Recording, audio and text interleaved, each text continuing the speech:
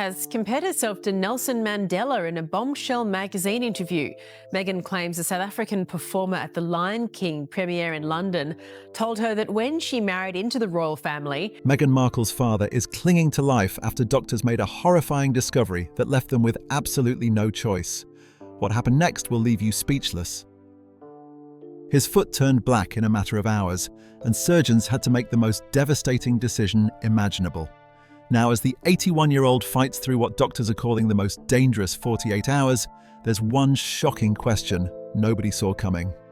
Will Meghan finally break her silence, or has their family rift gone too far to ever heal? As you said, the causes that have been very important to me, I can focus even more energy on, because very early out of the gate, I think you realize once you have access or a voice that people are willing to listen to, with that comes a lot of responsibility.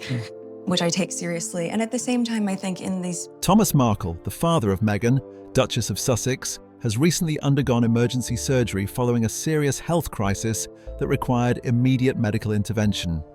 According to statements from his son, Tom Markle Jr., the 81-year-old former television lighting director had to have his left leg amputated below the knee after developing a dangerous blood clot. The procedure was carried out at a medical facility in Cebu, located in the Philippines, where Thomas has been living in recent months. Tom Markle Jr. spoke with reporters from the Daily Mail in early December, providing details about the frightening sequence of events that led to his father's surgery. He described how the medical emergency developed with alarming speed, leaving little time for alternative treatment options. The situation became critical when Thomas's foot began showing signs of severely restricted blood flow, a telltale indicator that something had gone seriously wrong with his circulation. According to Tom Jr.'s account, his father's foot first turned blue, which quickly progressed to black, indicating that the tissue was dying due to lack of oxygen.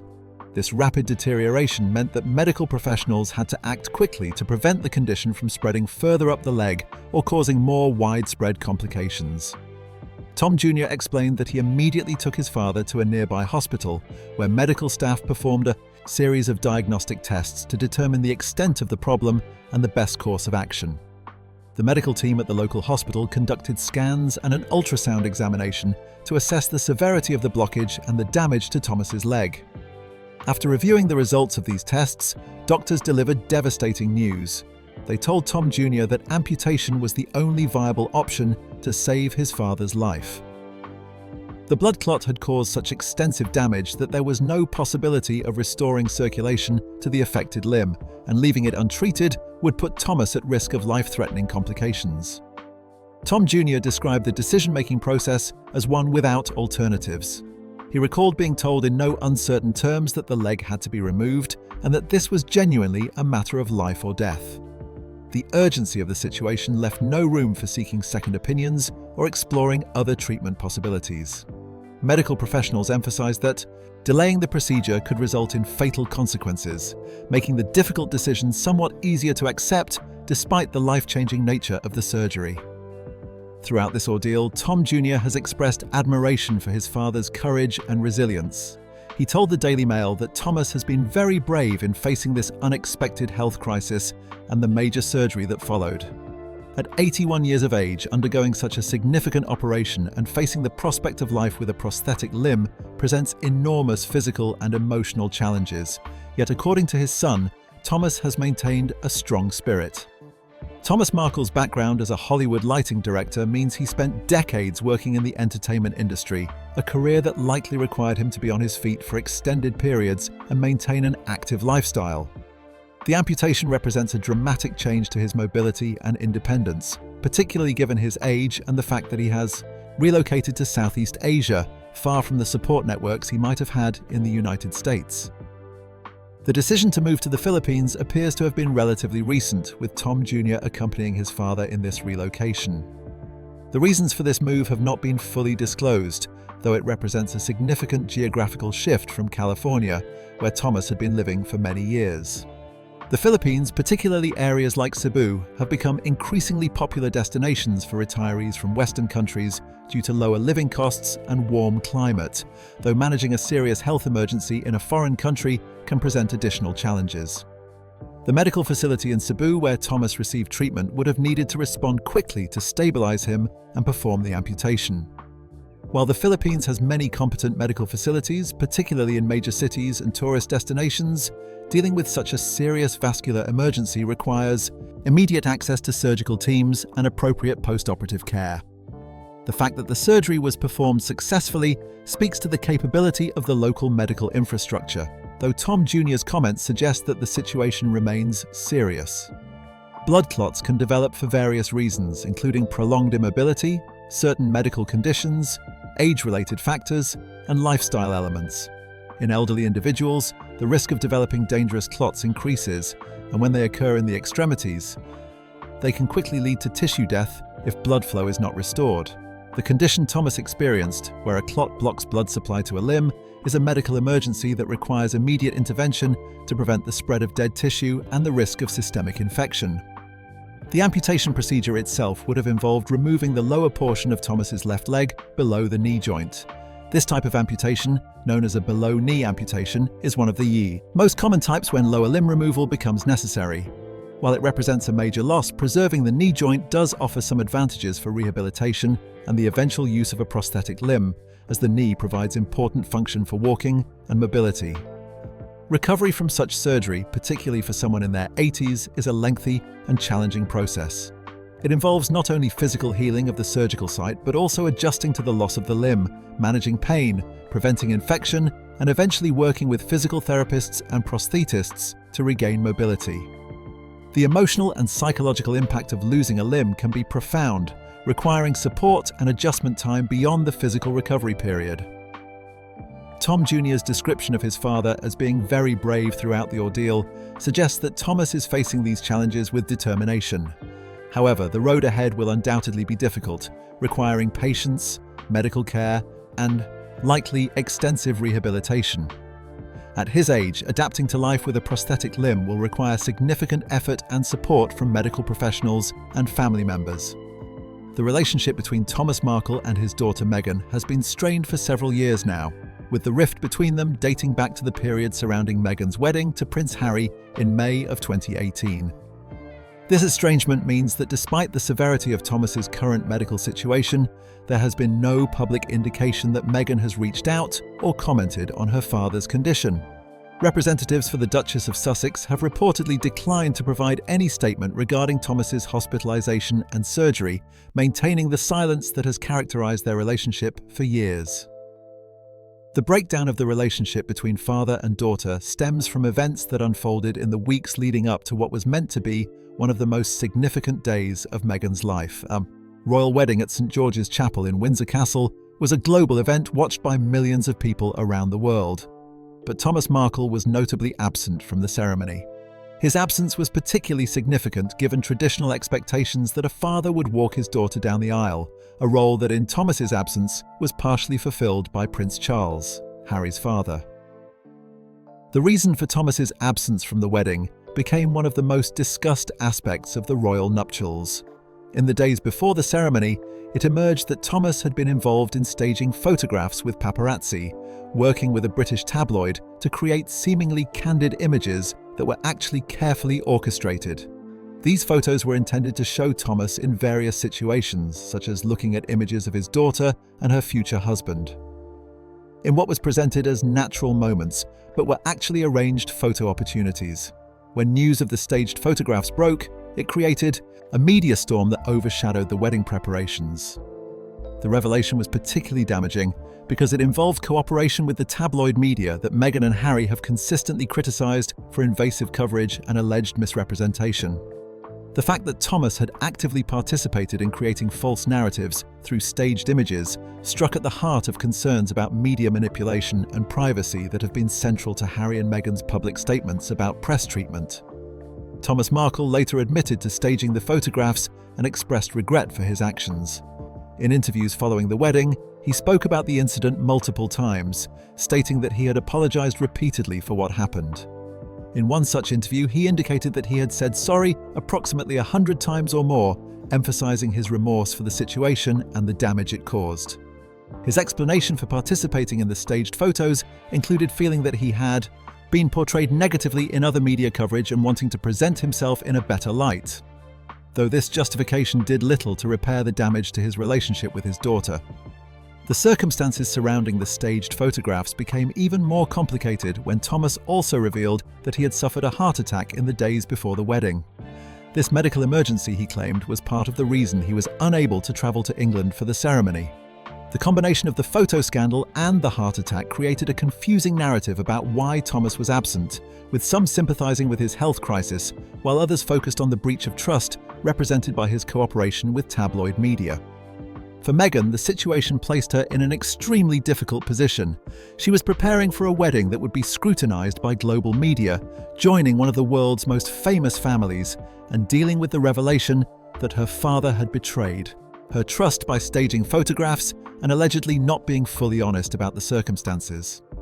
The pressure of these events, combined with what was already an intense period of adjustment to life in the public eye as a member of the royal family, created a perfect storm of family drama played out on an international stage. The 81-year-old former television professional's decision to stage the photographs has been analysed extensively in the years since. Some have suggested he felt overwhelmed by the sudden media attention and made poor judgments under pressure.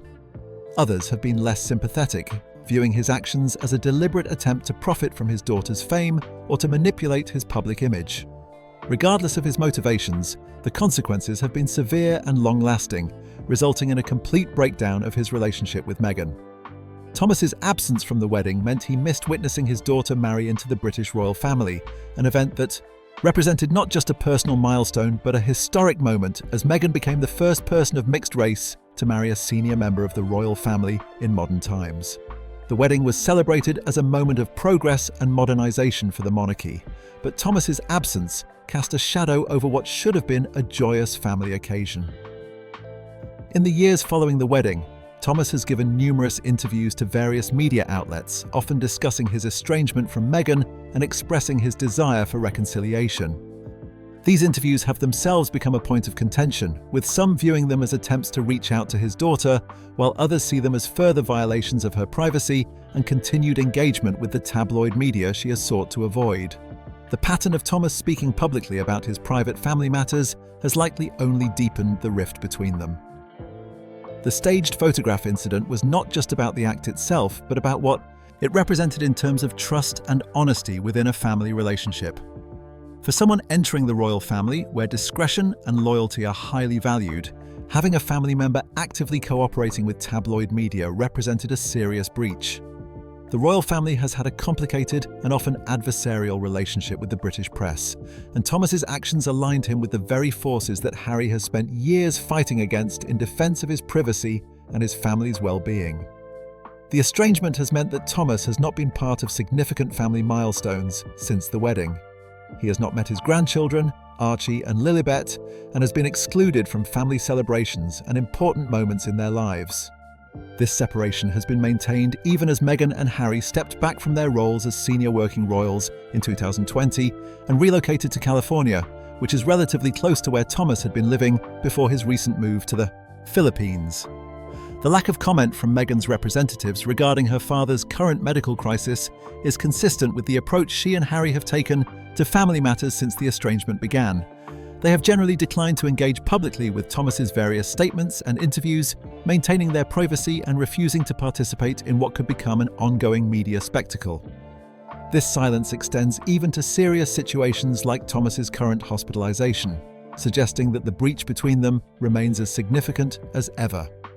The situation has created a complex dynamic where Thomas faces a life-altering health crisis without apparent support from his most famous family member. While Tom Markle Jr. has been present to help his father through this difficult time, the absence of contact from Meghan highlights the depth of the family division. Whether this medical emergency might eventually lead to some form of reconciliation remains to be seen, but the continued silence from Meghan's representatives suggests that the wounds from the events of 2018 remain unhealed. Meghan has been relatively reserved in discussing her father publicly, but she did address the breakdown of their relationship during a highly publicized interview with Oprah Winfrey in March of 2021.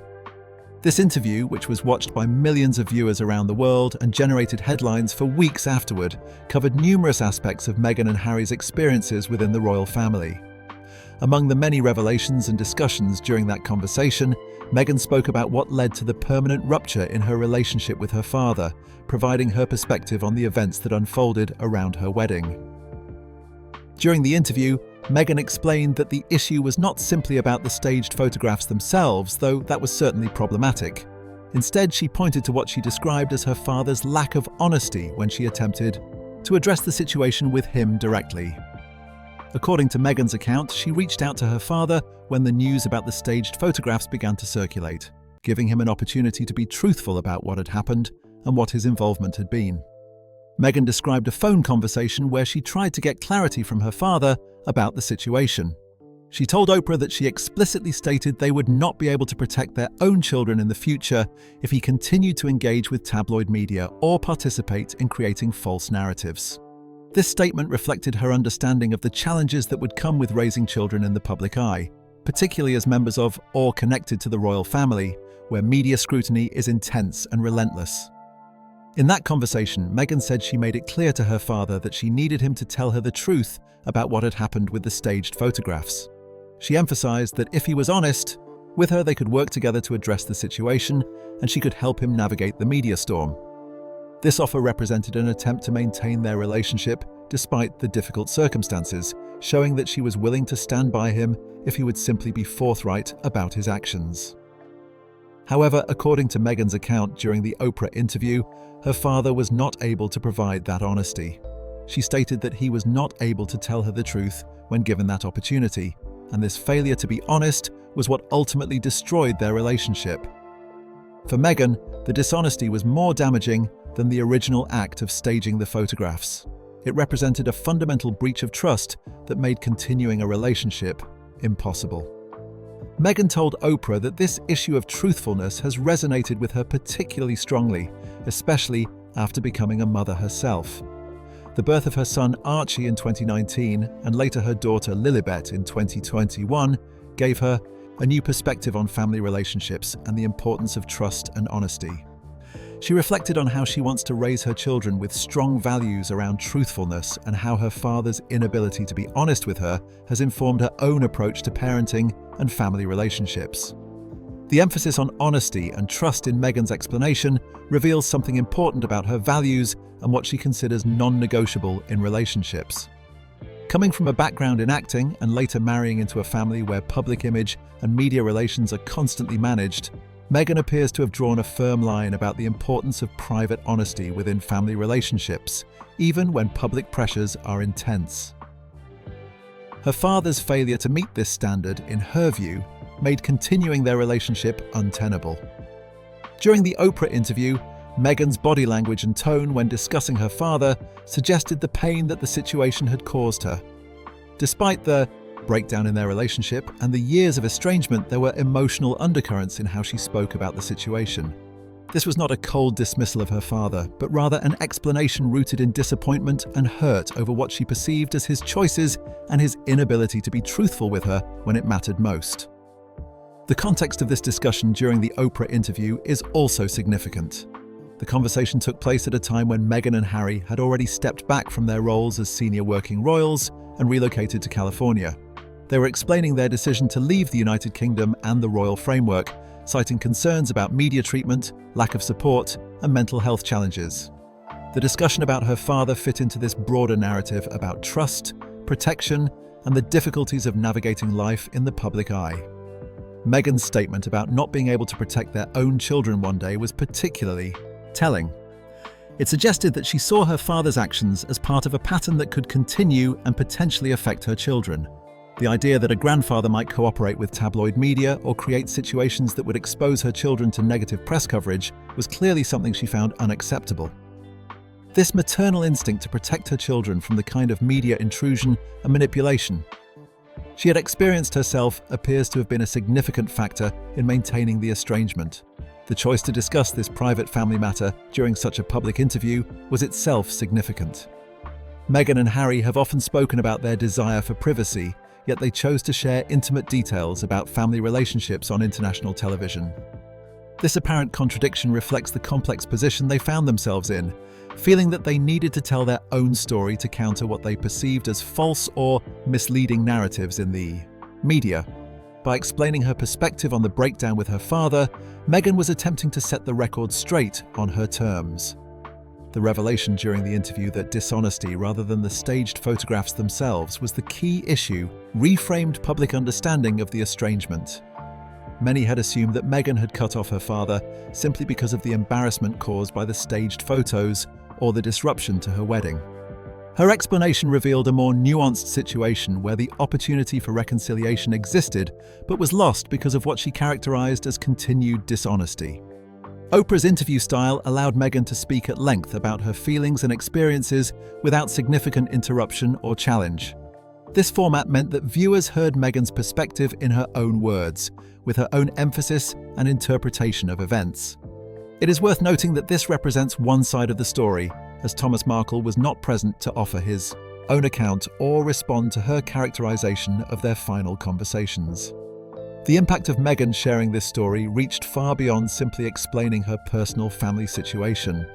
It became part of a larger conversation about family dynamics, trust, honesty, and the challenges of maintaining relationships under intense public scrutiny. Many viewers related to the pain of family estrangement and the difficulty of deciding when a relationship has become too damaged to continue, even with a parent. Meghan's reflection on how the situation has resonated with her as a mother adds another layer to understanding her decision to maintain the estrangement. Motherhood often brings clarity about what kind of relationships and influences one wants around one's children. Her decision to keep her father at a distance from her children suggests she believes that his pattern of behavior, particularly regarding honesty and media engagement, makes him an unsuitable presence in their lives. The years since that interview have seen no public reconciliation between Meghan and her father. Thomas has continued to give interviews and make public statements, while Meghan has maintained her silence on the matter beyond what she shared with Oprah. This pattern suggests that the fundamental issue she identified, the breakdown of trust through dishonesty, has not been resolved in a way that would allow for rebuilding their relationship. Following the emergency surgery and amputation, Thomas Markle now faces a critical recovery period that will determine the success of the procedure and his overall prognosis moving forward. According to his son Tom Markle Jr., the medical team caring for Thomas in the Philippines has indicated that the next several days are absolutely crucial to his recovery. The doctors have specifically stated that the 2 or 3 days immediately following the surgery represent the most dangerous period, during which various complications could potentially develop and threaten his life. The primary concerns that medical staff are monitoring relate to the possibility of infection setting into the surgical site. When a limb is amputated, the body undergoes significant trauma, and the wound created by the surgery represents a vulnerable point where bacteria and other pathogens can potentially enter the body. In elderly patients like Thomas, who is 81 years old, the immune system may not be as robust as it would be in younger individuals, making the risk of infection even more serious and the consequences potentially more severe. Tom Jr. specifically mentioned that doctors are worried about the development of sepsis, which is one of the most dangerous complications that can arise following any major surgery, particularly one involving amputation. Sepsis occurs when the body's response to an infection becomes dysregulated, leading to a cascade of changes that can damage multiple organ systems. What begins as a localized infection can quickly spread throughout the bloodstream, triggering an extreme inflammatory response that can lead to tissue damage, organ failure, and in severe cases, death. The risk of sepsis following amputation is well documented in medical literature, and healthcare providers take this threat extremely seriously, particularly in elderly patients who may have other underlying health conditions that compromise their ability to fight infection. The signs of developing sepsis include fever, rapid heart rate, rapid breathing, confusion, and extreme discomfort, among other symptoms. Medical teams typically monitor patients very closely in the days following amputation surgery, checking vital signs frequently and watching for any indication that infection might be taking hold.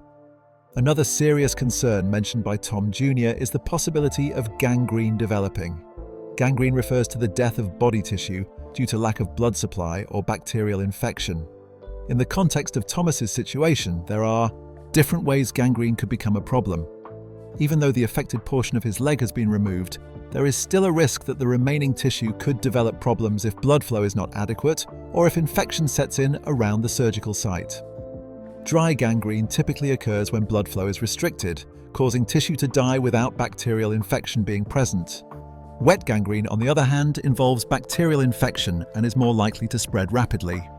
Given that Thomas's amputation was necessitated by a blood clot that had already caused tissue death in his foot, doctors would be particularly vigilant about ensuring that blood flow to the remaining portion of the leg is adequate and that no further areas of tissue are being deprived of oxygen and nutrients. Gas gangrene is another form of this condition that is particularly dangerous.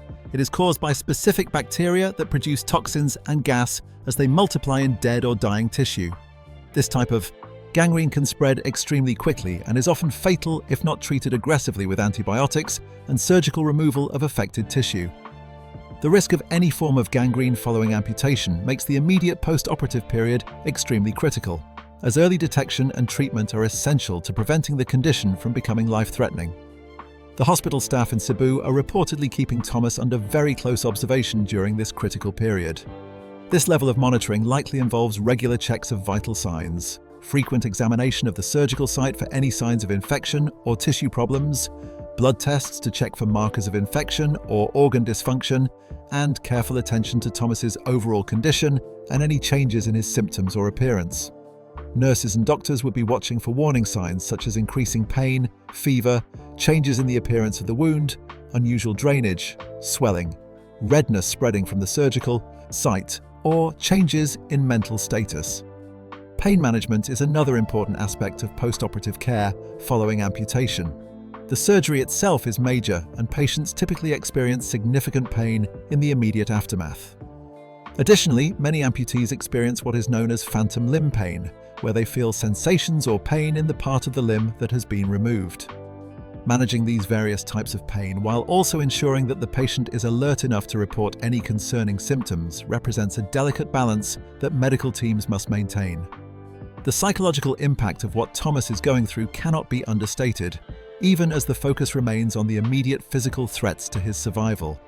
Waking up after surgery to discover that part of your leg has been removed is a traumatic experience at any age, but for an 81-year-old man, the implications are particularly profound. He must now contemplate a future with significantly reduced mobility, potential dependence on others for activities he previously could do independently, and the long process of rehabilitation and adjustment that lies ahead, assuming he survives this critical period. Tom Jr.'s presence with his father during this ordeal appears to be providing important support, both practical and emotional. Having a family member present to communicate with medical staff, make decisions if necessary, and provide comfort and encouragement can make a significant difference in patient outcomes. The fact that Tom Jr. has been able to stay informed about his father's condition and relay information to the media suggests he is actively involved in Thomas's care and maintaining regular communication with the medical team. The location of this medical crisis in the Philippines, far from the United States where most of Thomas's family connections exist, adds another layer of complexity to the situation. While Cebu has medical facilities capable of performing major surgery, like amputation, being in a foreign country during a health emergency can present challenges related to insurance coverage, communication with healthcare providers, potential language barriers, and the logistics of extended hospitalization far from one's usual support network. The decision about what happens after the immediate crisis period is also uncertain. If Thomas survives these critical first days and begins to stabilize, he will face a long recovery process. This will include wound healing, which can take weeks or even months in elderly patients, followed by physical therapy to help him adjust to life with one leg and potentially learn to use a prosthetic limb. The question of where this rehabilitation would take place, whether in the Philippines or elsewhere, would need to be determined based on his condition, available resources, and family preferences. The financial implications of this medical emergency are also worth considering, though Tom Jr. has not publicly discussed this aspect. Emergency surgery, hospitalization, intensive monitoring, medications, and potential complications can result in substantial medical bills, particularly for someone who may not have comprehensive health insurance coverage in the Philippines. The costs of rehabilitation and prosthetic devices, if Thomas progresses to that stage, would add to the financial burden of this health crisis. For Thomas, who has already been dealing with the emotional pain of estrangement from his daughter for several years, this physical health crisis comes at a particularly vulnerable time in his life. He faces not only the immediate threat to his survival, but also the prospect of significantly diminished quality of life if he does survive. The ability to walk, maintain independence, and care for oneself are often taken for granted until they are threatened or lost. At 81, adapting to life as an amputee will require tremendous physical and mental resilience. The medical team's statement that the next 2 or 3 days are critical suggests that they are cautiously optimistic but realistic about the serious risks that remain. This kind of honest communication from healthcare providers helps families understand the gravity of the situation, while also indicating that the patient is receiving appropriate care and close monitoring. The fact that Tom Jr. is sharing this information publicly suggests he wants people to understand the seriousness of his father's condition. As of now, there has been no indication that other family members, including Meghan, have reached out or plan to visit during this critical period. The continued silence from Meghan's representatives suggests that the estrangement remains firmly in place, even in the face of this serious health crisis. Whether Thomas's condition might eventually prompt some form of outreach or reconciliation remains to be seen, but for now, Tom Jr. appears to be the primary family support present during this difficult time. The coming days will determine whether Thomas can overcome the immediate threats of infection, sepsis, and gangrene. If he does survive this critical period, he will face the long and challenging process of physical recovery and adjustment to a fundamentally changed life. The support of medical professionals, family members who are present, and his own determination will all play important roles in determining what the future holds for the former Hollywood lighting director as he fights to survive and potentially rebuild his life after this devastating health crisis.